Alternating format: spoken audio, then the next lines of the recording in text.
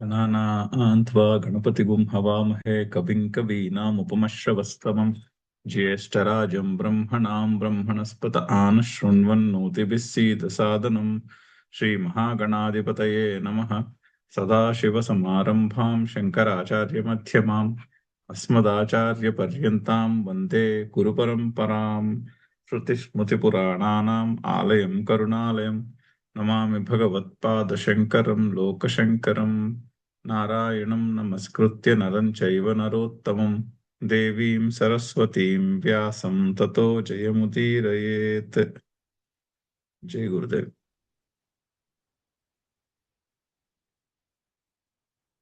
అయితే మనము 6వ అధ్యాయం పూర్తయింది.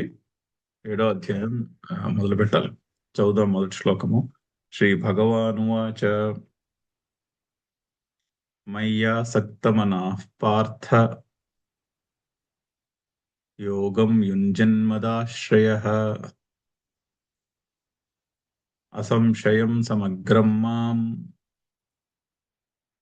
యథా జ్ఞాస్యసి తచ్ఛృణు. అయితే భగవద్గీత 18 అధ్యాయాలని 3 త్రిపుటం అంటారు. 3 పార్ట్ల కింద డివైడ్ చేశారు. ఫస్ట్ 6 చాప్టర్లని అది ఫస్ట్ త్రిపుటి ప్రథమ షట్కము అంటాం. ఓకే. రెండో 6 చాప్టర్లు 7వ చాప్టర్ నుంచి 12 దాకా ద్వితీయ షట్కము, 13 నుంచి 18 దాకా తృతీయ షట్కము అని 3 భాగాల కింద వ్యాఖ్యానం చేసిన వాళ్ళు 3 భాగాల కింద డివైడ్ చేశారు. అంటే అందులో టాపిక్ యొక్క ఫోకస్ స్లైట్ గా డిఫరెంట్ గా ఉంటుంది. సో ఫస్ట్ 6 చాప్టర్లకి త్వం పదార్థ బోధ అంటారు. అంటే తత్వమసి కదా ఆ వాక్యము, లేదా అహం బ్రహ్మ అస్మి. తత్ త్వం అసి.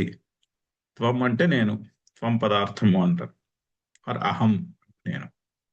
తత్ అంటే పరమాత్మకి పేరు. తత్ అనే పదం ఎప్పుడూ కూడా పరమాత్మను సూచిస్తుంది. బ్రహ్మ లేదా అహం బ్రహ్మాస్మి మహావాక్యం అనుకుంటే బ్రహ్మ, తత్వమసి అనుకుంటే తత్ అంటే పరమాత్మ.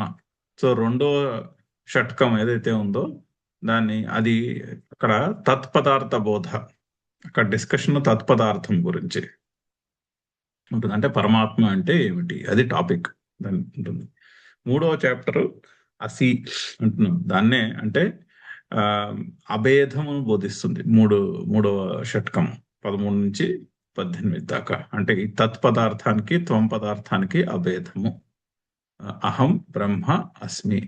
అహం అనే నాకు, ఆ పరబ్రహ్మకి కూడా అభేదమును బోధించున్నది 3వ షట్కంలో ఉంటుంది. అది టాపిక్ యొక్క ప్రోగ్రెషన్. అలాగే త్వం పదార్థ శోధన ఏదైతే ఉంటుందో, అంటే శోధన చేయాలి. శోధన చేస్తే తెలుస్తుంది అభేదం. పరిశీలన చేస్తే అభేదం తెలుస్తుంది. తత్పదార్థానికి త్వం పదార్థానికి ఉన్నది అభేదమే కదా అని శోధన చేసి సాధన చేస్తే తెలుస్తుంది, లేదా పరిశీలన చేస్తే తెలుస్తుంది. అయితే ఈ మూడింటికే కర్మ, భక్తి, జ్ఞానము అని కూడా పేరు. మొదటి 6 చాప్టర్లకి కర్మను బోధించే షట్కమని, రెండో 6 చాప్టర్లు భక్తిని బోధించే షట్కమని, 3వ 6 చాప్టర్లు జ్ఞానాన్ని బోధించే షట్కమని అలా కూడా వ్యాఖ్యానం చేస్తారు. సో అయితే ఈ షట్కంలో భక్తి ప్రధానంగా ఉంటుంది.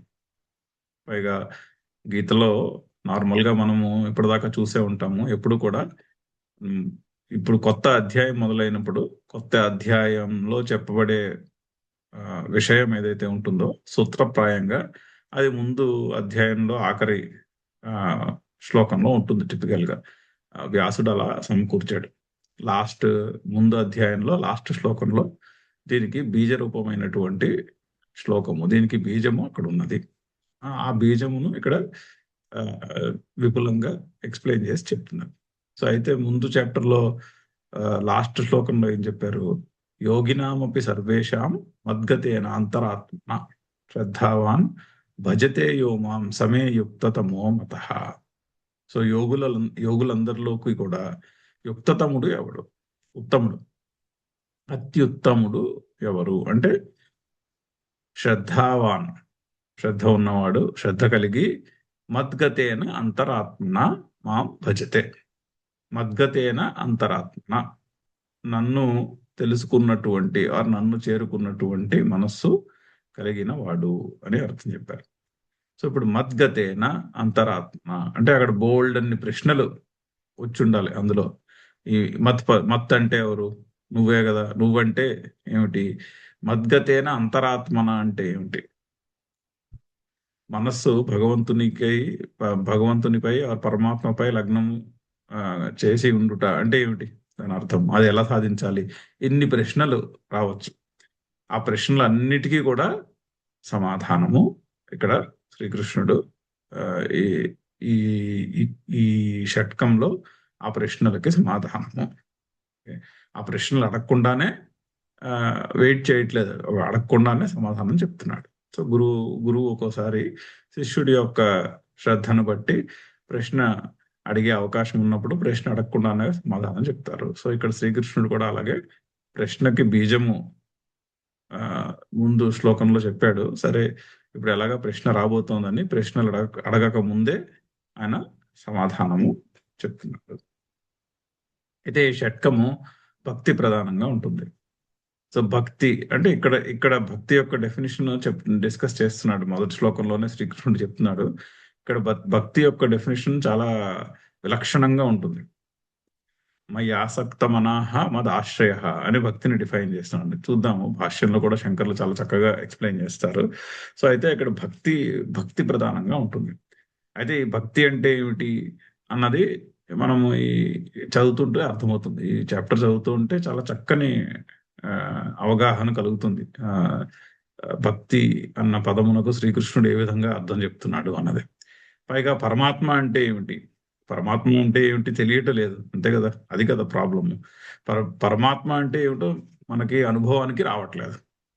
అనుభవానికి రావడానికి శ్రీకృష్ణుడు ఇక్కడ పరమాత్మ అంటే ఏమిటో చక్కగా చాలా చాలా రకాలుగా డిస్క్రైబ్ చేసి ఆ పరమాత్మని మన అనుభవానికి తెచ్చుకోవడానికి బోల్డ్ అనే విషయాలు చెప్తాడు.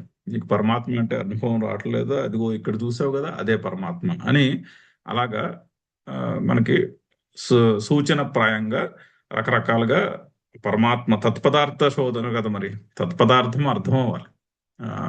అది అర్థం కావడానికి ఈ 6 చాప్టర్లోనూ కూడా చాలా చక్కని వర్ణనలు, చాలా చక్కని సూచనలు అందజేస్తున్నాడు శ్రీకృష్ణుడు.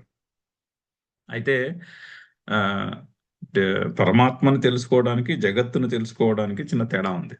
పద్ధతిలో తేడా, సాధనలో తేడా ఉంది. ఇప్పుడు జగత్తును తెలుసుకోవాలనుకోండి, జగత్తును తెలుసుకోవాలి అంటే జగత్తు లోపల మునిగిపోయి ఉంటే తెలియదు. జగత్తుని సాక్షిగా నుంచుని పరిశీలిస్తే తెలుస్తుంది. సో జగత్తు తెలుసుకోవాలంటే దూరంగా వెళ్ళి చూడాలి, డిసోసియేషన్ ఉండాలి. అంటే ఇప్పుడు ఏదైనా ఒక సిచ్యువేషన్ నడుస్తుంది అనుకోండి, ఇంట్లో ఒక సిచ్యువేషన్ ఉంది, ఆ సిచ్యువేషన్ మీకు నచ్చలేదు అని సిచ్యువేషన్లో అంటే మనల్ని మనం మర్చిపోతే ఆ సిచ్యువేషన్ అర్థం కాదు కదా. సిచ్యువేషన్ అర్థం కావాలి అంటే కొంచెము సిచ్యువేషన్ నుంచి పైకి లేచి సిచ్యువేషన్ని గమనించాలి, పరిశీలించాలి, అప్పుడు అర్థమవుతుంది. ఆ విధంగా జగత్తులో ఉన్న విషయాలు ఏమైనా తెలుసుకోవాలి అంటే జగత్తుని దూరంగా ఉండి పరిశీలించాలి, డిసోసియేషన్ ఉండాలి. కానీ ఈశ్వరుణ్ణి అలా తెలుసుకోలేము. ఈశ్వరుని తెలుసుకోవాలంటే పద్ధతి అసోసియేషన్. ఆ పరమాత్మ అంటే ఏమిటో తెలుసుకోవాలి అంటే ఆ పరమాత్మ అనే పదార్థంతో దగ్గరగా ఉండాలి. దగ్గరగా ఉంటేనే కానీ, దగ్గరగా వెళ్తేనే కానీ తెలియదు. ఆ దగ్గరగా వెళ్ళడం అంటే ఏమిటి అన్నది ప్రశ్న మనసులో. ఏమిటి దగ్గరగా వెళ్ళడం అంటే ఏమిటి? అది ప్రశ్న. ఆ ప్రశ్నకి సమాధానము మనకి ఇక్కడ దొరుకుతుంది. జాగ్రత్తగా శ్రీకృష్ణుడు చెప్తున్నటువంటి అంశాలను జాగ్రత్తగా పరిశీలిస్తే ఈ పరమాత్మను తెలుసుకోవడం అంటే ఏమిటి, పరమాత్మకు దగ్గరగా వెళ్ళి తెలుసుకోవడం అంటే ఏమిటి అన్నది అర్థం కావడానికి బోల్డ్ అన్ని సూచనలు చెప్పబోతున్నాడు. అంటే ముందు శ్లోకంలో కూడా చెప్పారు కదా, సంసిద్ధ కిల్బిష అని చెప్పారు. కిల్బిషములు ఉంటాయి, మనస్సులో కాలుష్యము ఉంటుంది. ఇప్పుడు ఏదైనా ఒక టాపిక్ చదువుతున్నాం కానీ అది పూర్తిగా అర్థం కావట్లేదు అంటే ఏమైంది? మనస్సులో ఉన్న కాలుష్యము ఆ విషయాన్ని అర్థము చేసుకోనీకుండా చేస్తుంది. మనసులో వాసనలు మిగిలిపోయి ఉంటాయి. ఓ ఎప్పటి నుంచో వస్తున్నటువంటి సంస్కారాలు మనసులో మిగిలిపోయి ఉంటాయి. ఆ సంస్కారాలే, ఆ వాసనలే అడ్డుపడతాయి. సాధకునికి అది ఏ సమస్య. ఇప్పుడు మెడిటేషన్ కూర్చోవాలనుకోండి, మెడిటేషన్ కూర్చోవాలంటే మనసు కళ్ళు మూసుకుని కూర్చోగలను అంటే ఏవో గుర్తొస్తూ ఉంటాయి. ఆ అది మనసులో ఉన్న వాసనే కదా. ఆ మనసులో ఉన్నటువంటి సంస్కారములు అవన్నీ ఎప్పటి నుంచో ఉన్నటువంటి వాసనలు అవే అడ్డుపడుతూ ఉంటాయి. సో సాధకునికి అడ్డు బయట ఉండదు. సాధకునికి అడ్డు మనసులో ఉన్న సంస్కారములే. అయితే ఈ సంస్కారములను క్లీన్ చేసుకోవాలి. దాన్నే అంతఃకరణ శుద్ధి అన్నాము. అంతఃకరణ శుద్ధి అంటే ఏం చేయాలి అంటే కర్మయోగము, ధ్యాన యోగము అని మార్గములు చెప్పారు. కర్మయోగము, ధ్యాన యోగము చేయాలి. కర్మయోగము, ధ్యాన యోగము చేస్తే అంతఃకరణం యొక్క శుద్ధి కలుగుతుంది. దానికే భక్తి యోగము అని కూడా పేరు.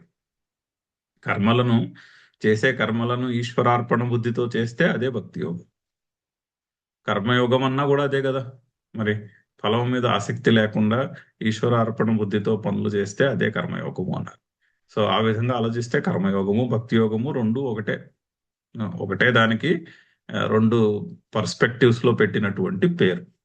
కర్మ పర్స్పెక్టివ్ లో ఆలోచిస్తే కర్మయోగము, కర్మఫలమును ఆసక్తి లేకుండా చూస్తే, ఈశ్వరుని పర్స్పెక్టివ్ లో చూసి ప్రతి పని కూడా ఈశ్వరుని యొక్క పనియే.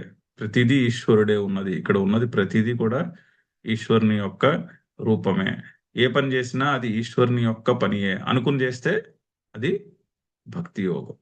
ఏ పని చేసినా ఇందులో ఇది నాకు ఇదేదో నాకు మేలు కలగడానికి చేయట్లేదు, కానీ ఇది ఈశ్వరుని యొక్క పని కాబట్టి చేస్తున్నాం. ఏ పనైనా సరే, అది ఇంట్లో పని చేసినా అలాగే అనుకోవచ్చు. ఇంట్లో మనము ఫర్ ఎగ్జాంపుల్ కూరలు తరుగుతున్నాం అనుకోండి, అప్పుడు కూడా అది ఈశ్వరార్పణ బుద్ధితో చేయొచ్చు. ఎందుకంటే అది ఎవరు తింటారు? తినేది మనమే కదా. తినేది తిన్న తర్వాత మరి అది పచనం ఎలా జరుగుతుంది? అహం వైశ్వానరో భూత్వ అని ఆల్రెడీ చెప్పి ఉన్నాడు కదా. సో మరి ఆ కూరగాయ తిని దాన్ని పచనము చేసుకోవాలి అంటే లోపల ఉన్నటువంటి వైశ్వానరుడు, ఆ అగ్ని దాన్ని డైజెస్ట్ చేయాలి, పచనం చేయాలి. మరి అది చేస్తున్నది ఈశ్వరుడే కదా. మరి ఎవరికి సమర్పణ జరిగింది? ఈశ్వరునికే జరిగింది. సో కూరలు ఎందుకు జరుగుతున్నాము? ఈశ్వరుని కొరకు జరుగుతుంది. ఏదైనా అంతే. ఇప్పుడు ఈ భగవద్గీత చదువుకున్నాం అనుకోండి, చదువుకుంటే ఎవరికి ఊరట కలుగుతుంది? మనకే ఊరట కలుగుతుంది. మనస్సుకి, మన మనస్సుకి ఊరట కలుగుతుంది. మన మనస్సుకి ఊరట కలిగి కాస్త మనలో ఉన్న పరమాత్మ యొక్క అనుభవం, ఆనందం యొక్క అనుభవం కలుగుతుంది. సో ఎవరికి చెందినది? ఈశ్వరునికి చెందినది. సో భగవద్గీత ఎందుకు చదువుతున్నాను? ఈశ్వరుని కొరకు చదువుతున్నాను. నాకు నాకేమి ఆ విధంగా అందులో నాకు వచ్చేది ఏమీ లేదు. ఈశ్వరుని కొరకు చేస్తున్నాను. ఏ పని చేసినా అంతే. ఏ పని చేసినా కూడా ఆ పనిని అలాగా మనము ఆ పర్స్పెక్టివ్ లోంచి చూడొచ్చు అని ఇదివరకు చాలా సార్లు చూసి ఉన్నాం. సో దాన్నే భక్తి యోగము అంటారు. ప్రతిదీ ఈశ్వరుని కొరకే చేస్తున్నాను అనుకుంటే భక్తి యోగం. నాకు ఫలం మీద ఆసక్తి లేదు, నేను ప్రయోజనాన్ని దృష్టిలో పెట్టుకుని పనిచేస్తాను, ఇంపాక్ట్ను బట్టి పనిచేస్తానే కానీ పర్సనల్ గెయిన్ గురించి పని చేయను అనుకుంటే అది కర్మయోగం. రెండు ఒకటే. అలా ఆ విధంగా ఆలోచిస్తే దానికి కర్మయోగం అని పేరు. ఈ విధంగా ఆలోచిస్తే అది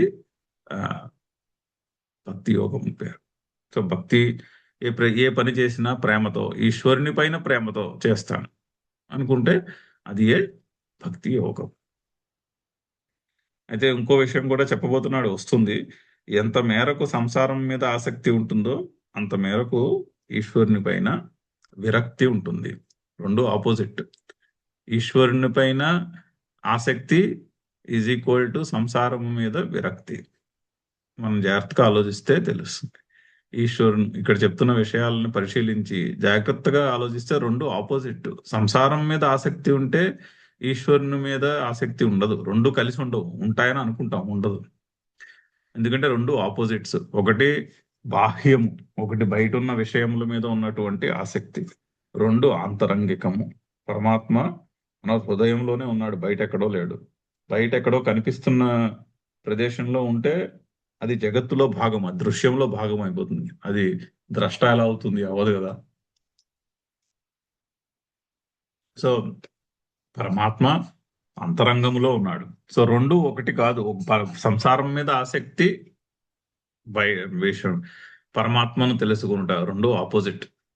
ఎంత మేరకు సంసారం మీద ఆసక్తి ఉంటుందో అంత మేరకు ఈశ్వరుని పైన ఈశ్వరుని తెలుసుకోవడం అనేది కుదరనే కుదరదు. ఆ, ఇది ఆ, ఇది ఇది ఫౌండేషన్ ఈ ఈ చాప్టర్లకి. అయితే ముందు శ్లోకంలో మద్గతేన అంతరాత్మన చెప్పారు, అది బీజము. ఆ బీజాన్ని తీసుకుని ఇక్కడ ఆ బీజప్రాయమైనటువంటి దాన్ని ఎక్స్ప్లెయిన్ చేయడానికి ఇక్కడ ఆ, ఆ మత్ అంటే స్వరూపము ఏమిటి, అది ఆ భక్తి.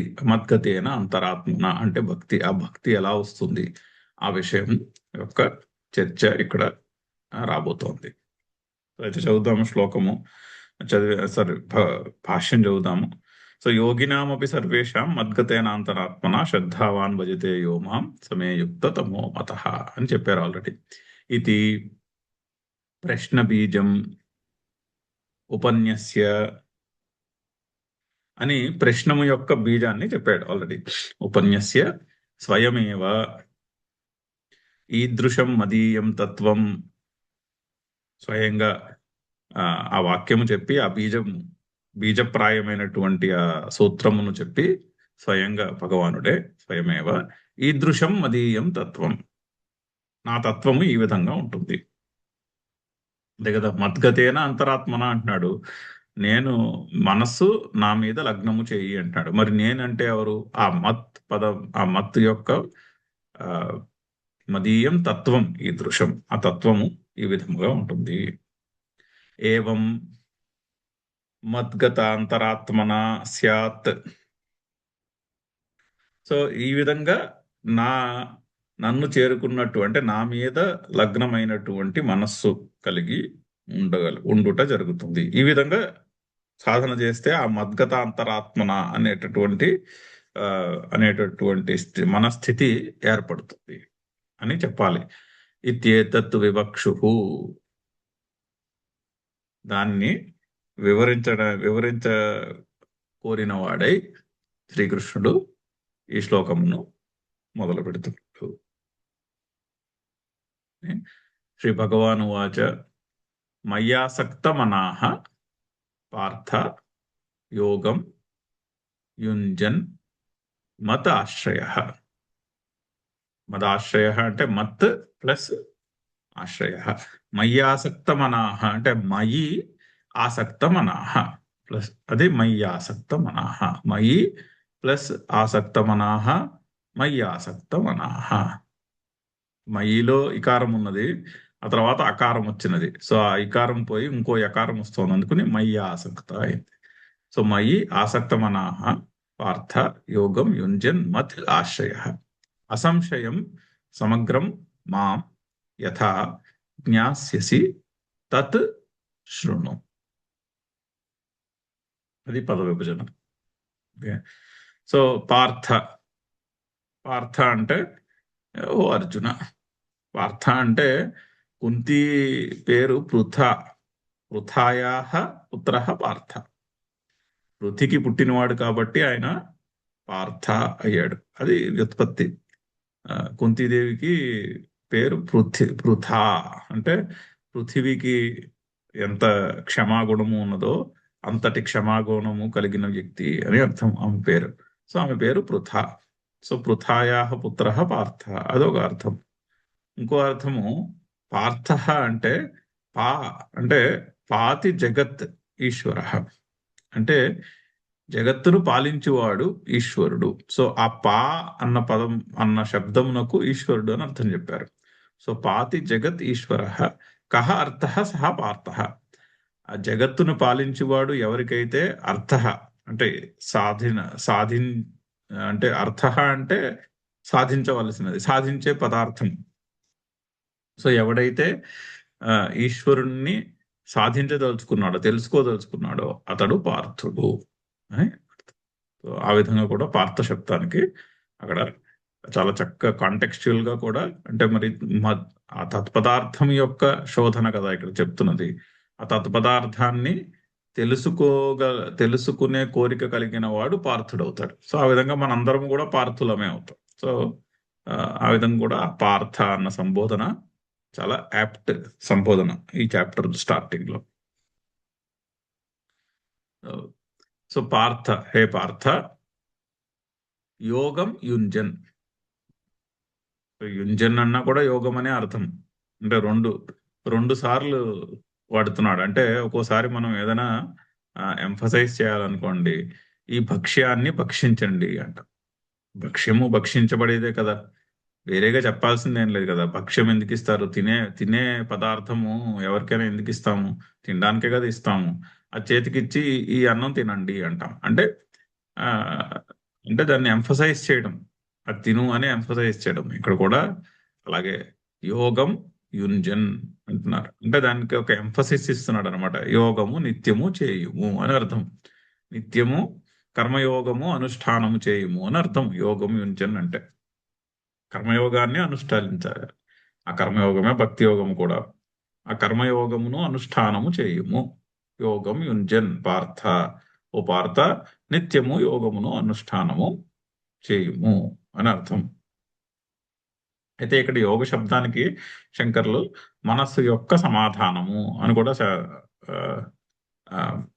ఎక్స్ప్లెయిన్ చేయబోతున్నారు. ఇక్కడ ప్రకరణాన్ని బట్టి యోగము అంటే మనస్సు యొక్క సమాధానం. ముందు ఇంకో చోట ఎక్కడో మనం యోగము అంటే ఆ కర్మయోగ ధ్యాన యోగములు చేయగా సిద్ధించినటువంటి యోగ ఫలము అని కూడా డిస్క్రైబ్ చేశారు. సో అక్కడ ప్రకరణలో యోగం యొక్క డెఫినేషన్ ఫలము, యోగము యొక్క ఫలమును యోగముగా డిస్క్రైబ్ చేశారు. ఇక్కడ యోగ శబ్దాన్ని మనస్సు యొక్క సమాధానము అని డిస్క్రైబ్ చేస్తారు. సో మనస్సు యొక్క సమాధానమును సాధన చేయము. ఎలా చేయాలి?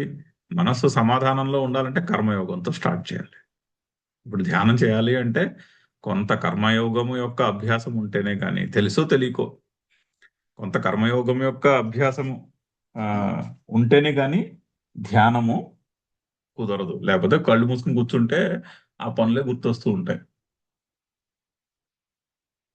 ఆ విధంగా ఆ యోగము చేయము అంటే కర్మయోగమును నిత్యము అనుష్ఠానము చేయము అని అని అర్థం. ఓకే. సో పార్థ యోగం యుంచన్. ఏ విధంగా చేయాలి? మయి ఆసక్తమనాహ, మయి ఆసక్తమనాహ మత్ ఆశ్రయ.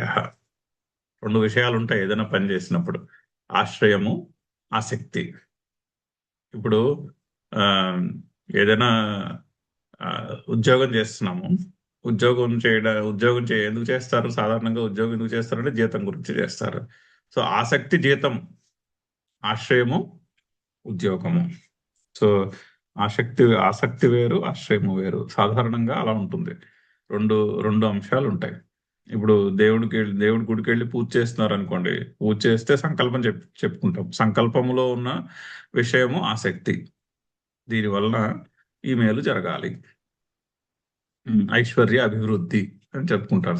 సంకల్పం అంటే ఐశ్వర్యము యొక్క అభివృద్ధి ఆసక్తి, ఆశ్రయము ఆ పూజ చేయబడుతున్నటువంటి దేవత. సో ఓ ఓ దేవత, నేను నీకు పూజ చేస్తున్నాను, నన్ను ఈ విధంగా అనుగ్రహించుము అనిగా చెప్పుకుంటాం. అంటే ఏంటి? ఆ ఏది కోరుకుంటున్నామో అది ఆసక్తి, ఆశ్రయము ఆ దేవత. సంసారము ఆసక్తి, సంసారంలో ఉండే విషయాలు ఆసక్తి సాధారణంగా.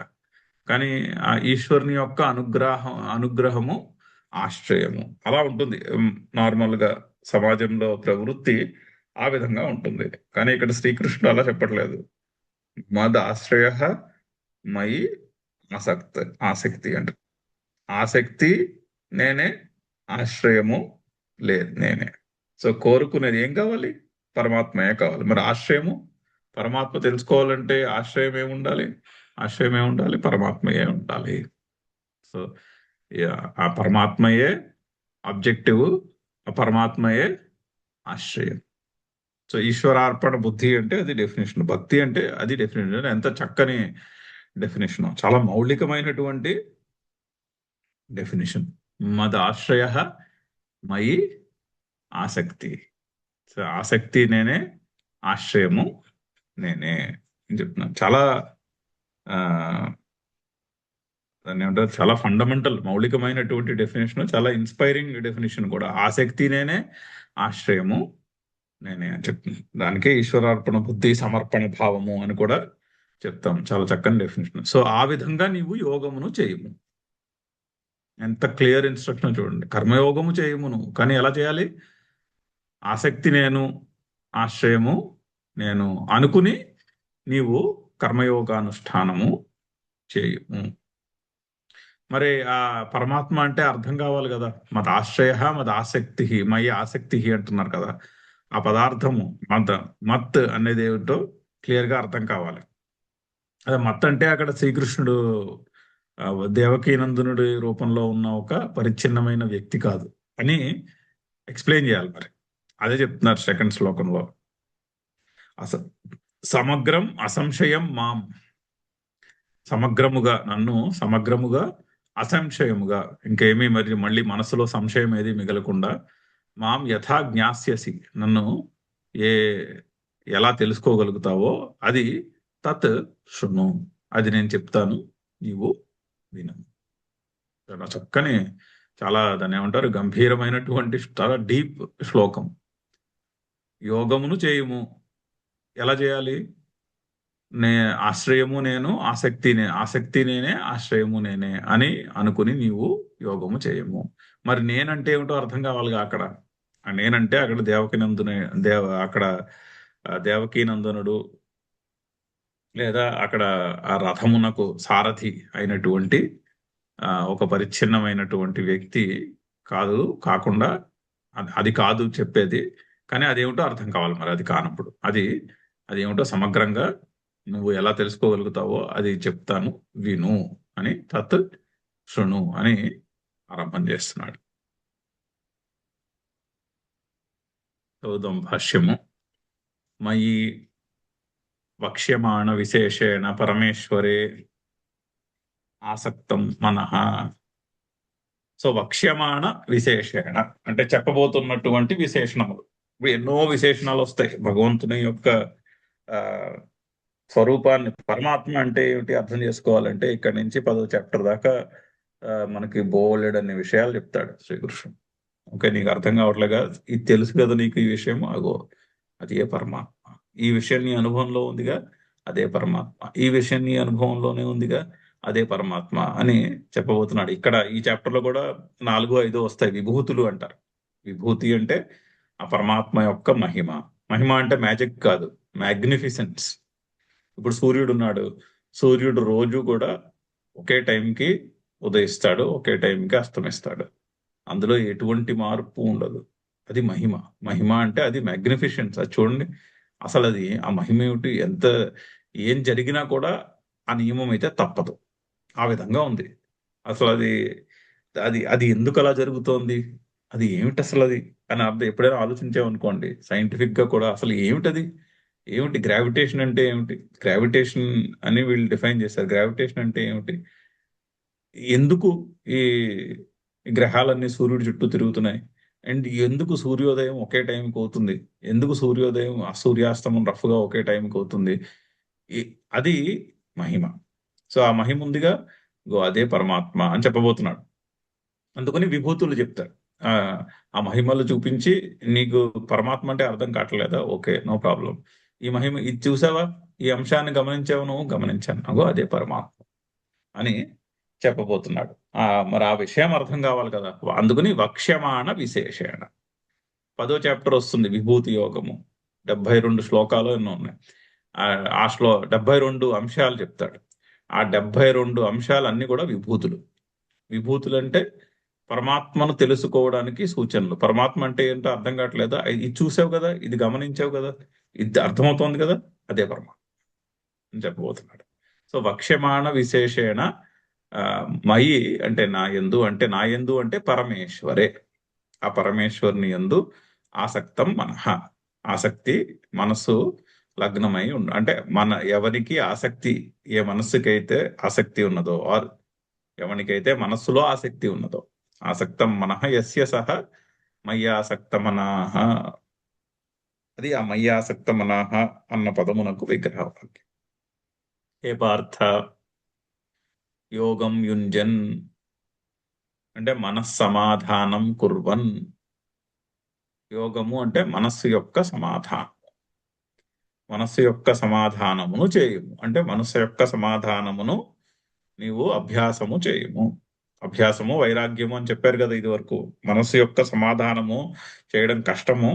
ఆ ఆ, మనస్సు ఏంటది, వాయువులో కొట్టుకుపోయినటువంటి నావ వలె ఉంటుంది అది. దాన్ని ఆ, పట్టుకోవడం చాలా కష్టము అని అర్జునుడు అడిగితే శ్రీకృష్ణుడు ఆల్రెడీ చెప్పాడు సమాధానం. అభ్యాసము వైరాగ్యము సంయమనము. సో ఆ విధంగా మనస్సు యొక్క సమాధానము చేకూరుతుంది అని చెప్పారు. సో అది చేయము. యోగం యుంజన్, మనస్సమాధానం చేయము.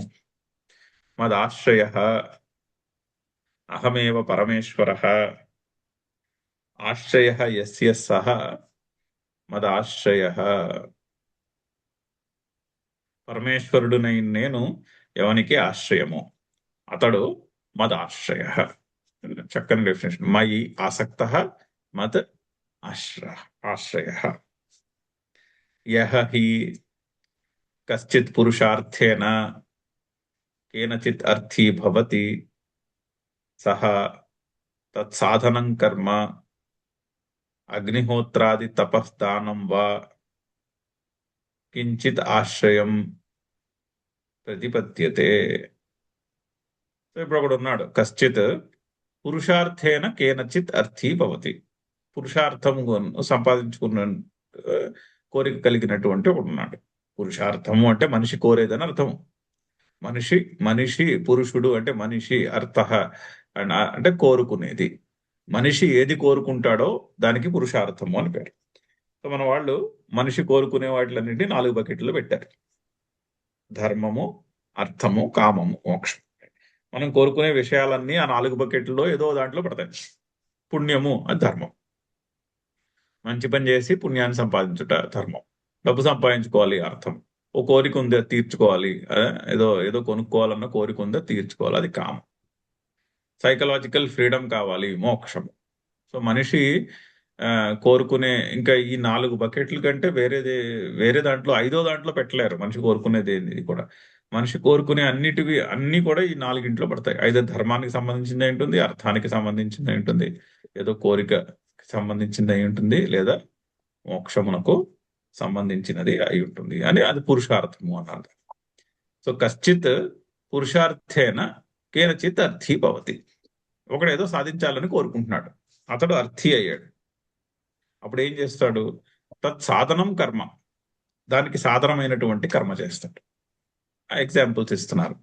ఆ కాలంలో ఎగ్జాంపుల్స్ అలా ఇస్తున్నారు. అగ్నిహోత్రాది తపః దానం వా.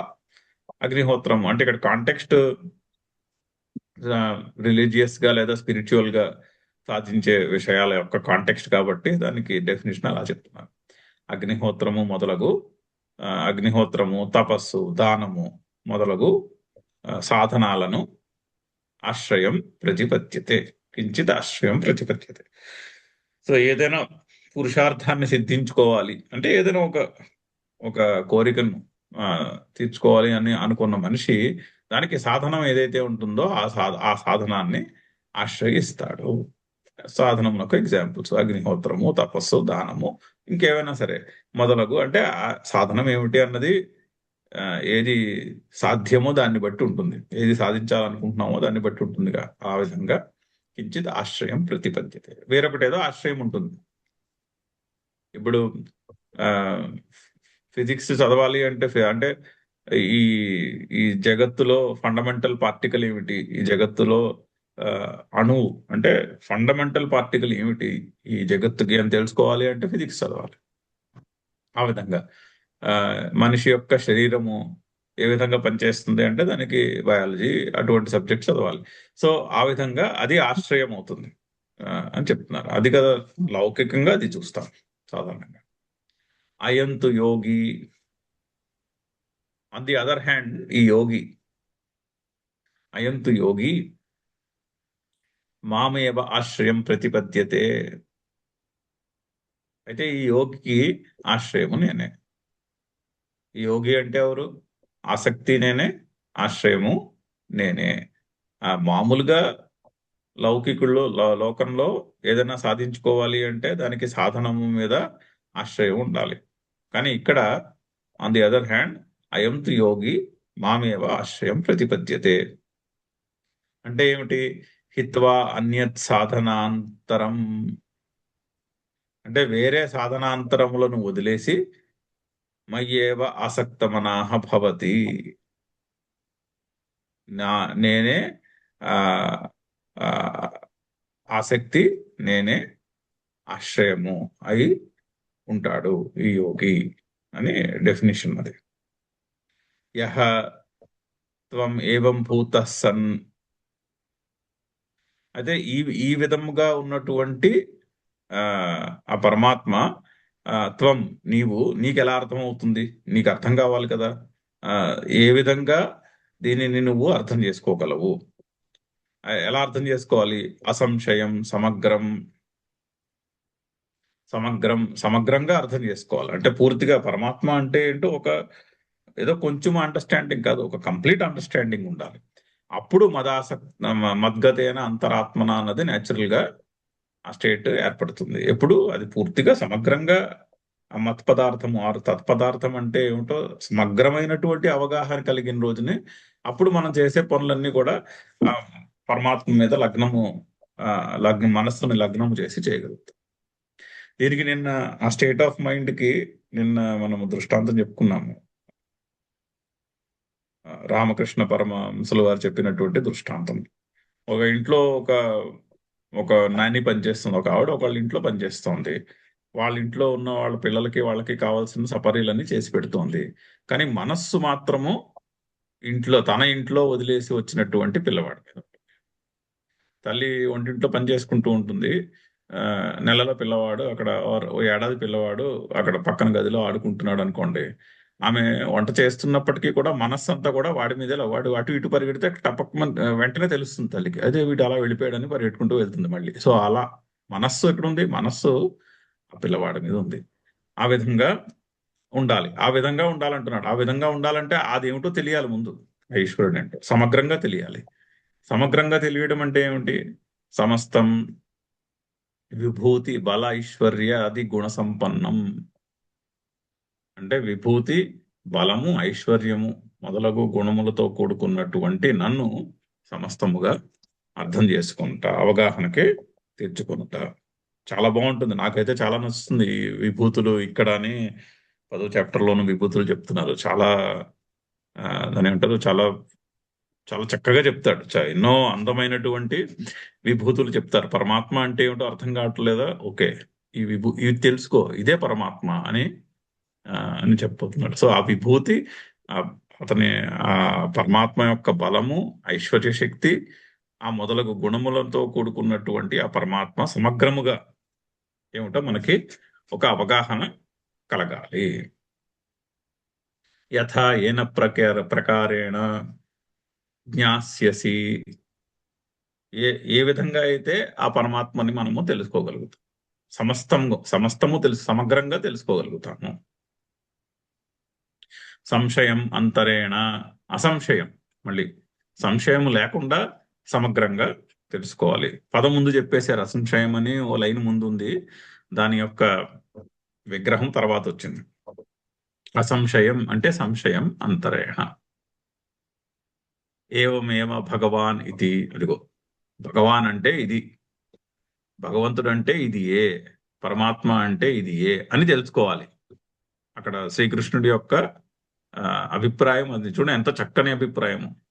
పరమాత్మ అంటే ఏమిటో తెలుసుకో నువ్వు, అందుకుని చెప్తున్నాను అంటే ఎంత ఆ భగవానుడి యొక్క మనస్సులో ఉన్న అభిప్రాయం చూడండి, ఎంత చక్కని ప్రేమతో కూడుకున్నట్టు ఆ, అభిప్రాయం. ఆ పరమాత్మ అంటే ఇది, ఏవమేవ భగవాన్ ఇది అని తెలుసుకోవాలి మనం, అని తెలుసుకోవాలని ఉద్దేశము. ఆ ఉద్దేశం చూడండి ఎంత చక్కని ఉద్దేశము.